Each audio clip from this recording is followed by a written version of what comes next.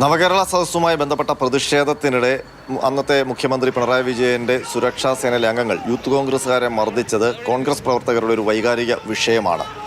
അതുമായി ബന്ധപ്പെട്ട് അന്ന് ആ മർദ്ദനത്തിൽ പരിക്കേറ്റ എ ഡി തോമസ് ഇന്ന് MLA ആണ്. വി ഡി സതീശൻ സർക്കാർ അധികാരമേറ്റ ശേഷം ആദ്യത്തെ മന്ത്രിസഭാ യോഗത്തിലെടുത്ത തീരുമാനങ്ങളിലൊന്ന് അന്നത്തെ ആ മർദ്ദനവുമായി ബന്ധപ്പെട്ട് പുനരന്വേഷണം നടത്തുമെന്നാണ്. അതിൻ്റെ തൊട്ടുപിറ്റേന്ന് തന്നെ ഇന്ന് തന്നെ അതുമായി ബന്ധപ്പെട്ട ഉത്തരവ് പുറത്തിറങ്ങി. പ്രത്യേക അന്വേഷണ സംഘത്തെ നിയോഗിച്ചുകൊണ്ടുള്ള ഉത്തരവാണ് പുറത്തിറങ്ങിയത്.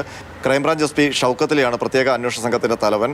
TP ചന്ദ്രശേഖരൻ വധക്കേസ് അന്വേഷിച്ച സംഘത്തിലെ ഉദ്യോഗസ്ഥനായിരുന്നു ഷൗക്കത്ത് അലി. അന്ന് മുടക്കോഴിമലയിൽ നിന്ന് കൊടിസുനി അടക്കമുള്ള ഈ കൊലയാളി സംഘത്തെ പിടികൂടിയ ഉദ്യോഗസ്ഥനാണ് ഷൗക്കത്ത് അലി. ആ ഷൗക്കത്ത് അലിയാണ് ആലപ്പുഴയിൽ മുഖ്യമന്ത്രിയുടെ ഗൺമാൻ അടക്കമുള്ള സുരക്ഷാ സേനയിലെ അംഗങ്ങൾ യൂത്ത് കോൺഗ്രസ് പ്രവർത്തകരെ മർദ്ദിച്ച കേസിലെ അന്വേഷണം നടത്താൻ പോകുന്നത്.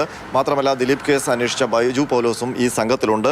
ഇതുകൂടാതെ Thiruvananthapuram medical college CI Tolson, Alappuzha crime branch SI Jayakrishnan, Alappuzha south police സ്റ്റേഷനിലെ ASI രാജേഷ്, ആലപ്പുഴ ക്രൈംബ്രാഞ്ചിലെ ഗ്രേഡ് SI ദീനദയാൽ മല്ലൻ, ആലപ്പുഴ ജില്ലാ പോലീസ് ഹെഡ്ക്വാർട്ടേഴ്സിലെ ഗ്രേഡ് SI അമൃതരാജ് SR എന്നിവരാണ് ഈ സംഘത്തിലുള്ളത്. മൊത്തം ഷൗക്കത്ത് അലി അടക്കം 7 പേരാണ് സംഘത്തിലുള്ളത്. 15 ദിവസത്തിനകം അന്വേഷിച്ച് റിപ്പോർട്ട് നൽകാനാണ് നിർദ്ദേശിച്ചിരിക്കുന്നത്.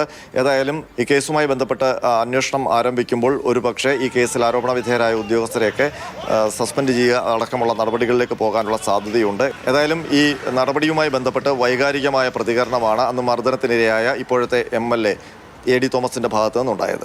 വെട്ടിയത് മഴ മറന്നാലും വെട്ടേറ്റ മരത്തിനത് മറക്കാൻ കഴിയില്ലല്ലോ. പ്രതിഷേധിക്കുന്നവരെ കാണുമ്പോൾ, കരിങ്കൊടി കാണിക്കുന്നവരെ കാണുമ്പോൾ അങ്ങ് തല തല്ലി പൊളിച്ചു കളയാം, അവരെ കിടക്കപ്പായിലങ്ങ് കിടത്തിക്കളയാം എന്ന് ആരെങ്കിലും ധരിക്കുന്നുണ്ടെങ്കിൽ അവരുടെ കൈ ഇനി ഉയരാതിരിക്കാനുള്ള ഒരു നടപടി ഉറപ്പായും ഉണ്ടാകും. മാതൃഭൂമി ന്യൂസ്, തിരുവനന്തപുരം.